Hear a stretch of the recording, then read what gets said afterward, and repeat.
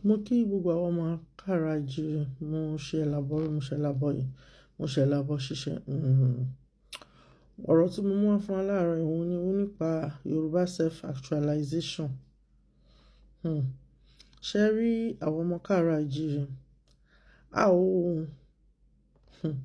à ń fara wa ṣeré, kí Elédùmarè kó wà pẹ̀lú wa. Kí Elédùmarè kó dúró tì wá, kó má jẹ́ ká ara rìn rà, kó má jẹ́ ká ara rìn sọnù. Lálákọ̀ọ́kọ́ tá bá ń sọ̀rọ̀ nípa Yorùbá self-actualization, kí la mean? A mean nípa ká lè develop fully nípa àwọn nǹkan wa àti àwọn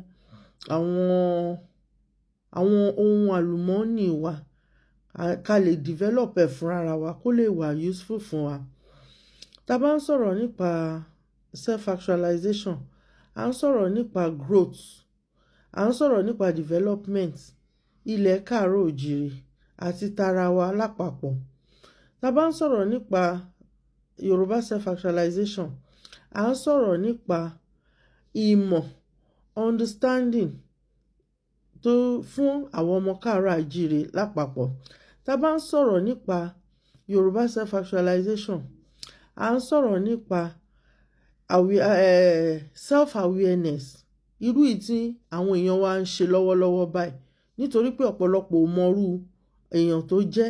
Àmọ́ nígbà tá ti bẹ̀rẹ̀ sí ní sọ̀rọ̀ nípa ìṣẹ̀ṣe, nípa àṣà wa, nípa ibi tá ti wá, àwọn nǹkan oúnjẹ wa, aṣọ wa, a ti wà aware of our existence àti irú èèyàn tá jẹ́ àti bí ó ṣe yẹ ká rí. Tá bá ń sọ̀rọ̀ nípa Yorùbá self-actualization, à ń sọ̀rọ̀ nípa gbogbo ohun tó ní ṣe pẹ̀lú ààbò, ọ̀nà wo la fi lè dáàbò bora wa, ọ̀nà wo la fi lè ṣọ́ ara wa, kí ni àwọn nǹkan tó yẹ ká máa jẹ, àsìkò tó yẹ ká máa jẹ, gbogbo ẹ̀ òun ló wà involve. Tá bá ń sọ̀rọ̀ nípa Yorùbá self-actualization, à ń sọ̀rọ̀ nípa orílẹ̀-èdè, ẹ̀yà wa tó dúró fún orílẹ̀-èdè wa. Àwọn nǹkan wo ni ẹ̀yà wa ní? Àwọn nǹkan wo ni àwọn nǹkan wo ló wà ńbẹ̀? Àwọn nǹkan wo la lè fi ṣe ohun àmúṣọrọ̀, ohun àmúṣọlá, ohun ìdánimọ̀ tó yẹ pé gbogbo àgbáyé máa fi mọ̀ wá pé for example sí gbogbo àgbáyé ló mọ̀ pé ilẹ̀ káàárọ̀ oòjíire pẹ̀lú aṣọ òkè, ilẹ̀ káàárọ̀ oòjíire pẹ̀lú patí, tó máa ń ṣègbéyàwó a stand out ní gbogbo nǹkan yẹn. Àmọ́ kí la máa fi mọ gbogbo àwọn belongings wa? Ìfẹ́ tó sọnù ní ilẹ̀ káàárọ̀ oòjíire, báwo la ṣe fẹ́ dá padà? Tá bá ń sọ̀rọ̀ báwo ni ilẹ̀ káàárọ̀ oòjíire, báwo ló ṣe fẹ́ jẹ́ tọmọ káàárọ̀ oòjíire padà? Gbogbo àwọn nǹkan yẹn ló ṣe kókó, ló ṣe pàtàkì.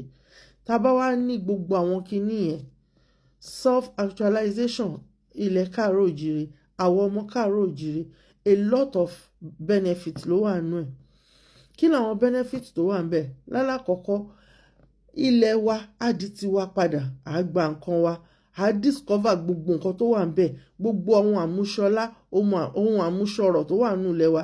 Tá bá ti discover gbogbo àwọn nǹkan tó jẹ́ ohun àlùmọ́ọ́nì wa, á bẹ̀rẹ̀ sí ní take control over gbogbo àwọn nǹkan yẹn. Ẹlẹ́ẹ̀kejì ni pé a máa ní ètò tó dáa, tó surplus fún gbogbo ọmọ káàárọ̀ oòjíire.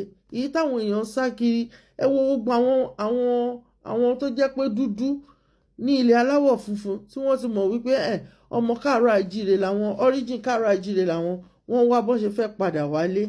Tá bá take control gbogbo nǹkan tó jẹ́ resources wa, gbogbo owó tí wọ́n ń pa ní ilẹ̀ káàárọ̀ oòjíire á wà fún ilẹ̀ káàárọ̀ oòjíire nìkan. Kò ní sí pé wọ́n ń kó lọ síbì kan, ìgbà yẹn náà wá pín, ìgbà yẹn náà wá ṣe fọ́múlà, báwo ló ṣe ń pè náà, mo ti gbàgbé bó ṣe ń pe fọ́múlà yẹn. Tá bá ń sọ̀rọ̀ nípa actualization, à ń sọ̀rọ̀ nípa, ẹ mọ̀ pé ní ìgbà tí a wà ní regional system of government, ṣe mọ̀ wípé gbogbo owó tí wọ́n pa ní ilẹ̀ káàárọ̀ oòjíire òun ni wọ́n fi ṣe gbogbo nǹkan mèremère tí Nàìjíríà ń benefit inú ẹ̀ lẹ́yìn. For example, Lagos House, gbogbo àwọn embassies tó kọ́ káàkiri, àìmọye ọ̀pọ̀lọpọ̀ nǹkan, Nigerian TV station, western region ló kọ́kọ́ ṣe gbogbo àwọn nǹkan yẹn. Ìdí nìyẹn tí mo ṣe sọ pé we need Yorùbá self-actualization, ká lè develop gbogbo nǹkan tó ń jẹ́ tiwa, ká lè mọ gbogbo nǹkan tó ń jẹ́ titiwa. Tá a bá ń sọ̀rọ̀ nípa benefit tó wà nínú ẹ̀, à á take control gbogbo àwọn assets wa. Kò sẹ́ni kankan tó máa bá wa mójútó. For example nsìn lágbájá Lagos is no man land, irú àwọn nǹkan yẹn ò ní wáyé.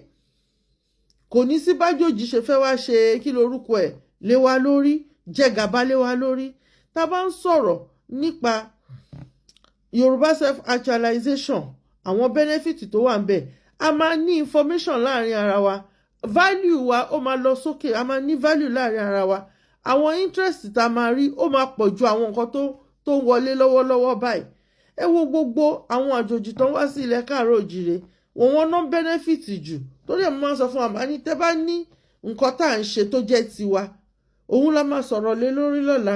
Product ilẹ̀ káàárọ̀ òjìrè, bá ṣe máa promote ẹ̀, bá ṣe máa ṣe so that a lè máa boost economy wa. Ó ṣe kókó, ṣe pàtàkì fún wa. Lára self-actualization ni development, growth, control àwọn resources wa, gbogbo àwọn arrangement tó surplus, tó yẹ pé irú báwọn ọ̀dọ́ ò ṣe ríṣẹ́ ń sìn, wọ́n á mọ̀ wípé òkè iṣẹ́ báyìí ló yẹ kán ṣe, ọ̀nà báyìí ló yẹ kán tọ̀, ọ̀nà báyìí ló yẹ kán gbà. Ẹlẹ́ẹ̀kejì, gbogbo bí nǹkan ṣe wọ́n gógógógó, bí kò ṣe sí surplus máa wà. Gbogbo bí àwa la máa handle gbogbo finances wa, tó dẹ̀ máa ṣe kíni, tó máa wúlò fún wa dáadáa. Tá a bá ń sọ, a ti sọ̀rọ̀ nípa asset control, a lè control gbogbo àwọn assets wa. Kò ní sí pé ìgbà yẹn ní Nàìjíríà take over, ìgbà yẹn ní Nàìjíríà ṣe kíní kan. Èyí tó wá ṣe pabambarì ẹ̀, we will be able to produce more. Nítorí wípé kíni, a ti rántí pé iṣẹ́ àgbẹ̀ níṣẹ́ ilẹ̀ wa. Security tó péye ó ṣe kókó fún gbogbo àwọn ọmọ káàárọ̀ òjìrè pátápátá, because I need the security, ààbò tó péye. Ààbò tó péye ó ṣe pàtàkì. A ṣe community policing, wọ́n á ṣe scientific policing, wọ́n á ṣe kí lorúkọ ẹ̀ police kí ló ń pè state policing. Tó bá ṣe community policing, state policing àti kí lorúkọ ẹ̀ wọ́n ti ṣe rí nígbà kan, àwọn civil defence oríṣiríṣi. Crime rate á lọlẹ̀. A máa mọ ara wa. Ṣé mọ̀ pé nígbà kan tó bá wá jalè níbì kan, wọ́n ní àwọn àjòjì náà wá yìí, àwọn aráàta náà wá yìí, àwọn tó wá jalè wọn kì í ṣọmọ àdúgbò. So wọ́n á ti wò ó pé àwọn eléyìí ò ṣọmọ àdúgbò rárá, àwọn ọmọ àdúgbò kì í hùwà báyìí. Then a máa ní more confidence, torí pé a ti discover ara wa. A ti mọ̀ wípé oníṣẹ̀ṣe ni wá. A ti mọ̀ wípé ìṣẹ̀ṣe lọ́nà àbáyọ. A ti mọ̀ wípé yes, bá ṣe yẹ ká ṣe lélẹ̀. A máa wá ní energy yìí tí gbogbo àwọn ọmọ aládé tí ìbẹ̀rù tó fi kún ọkàn kálukú. Ìbẹ̀rù yẹn ò ní síbẹ̀, because ọ̀pọ̀lọpọ̀ bẹ̀rù. Àwọn èèyàn ń bẹ̀rù àti jáde síta. Àwọn èèyàn ní nǹkan, wọn ò lè gbé jáde. A máa wò pé tá bá gbé jáde ń sìn, ìgbà yẹn náà máa ní kán lọ gbé wa o, ìgbà yẹn náà máa ní pé kán ṣe kinní kan, ìgbà yẹn náà máa ní kán lọ ṣe kinní kan. Àwọn èèyàn lè gbé jáde, wọ́n máa ṣe kíni o, wọ́n máa fi ran àwọn ènìyàn lọ́wọ́.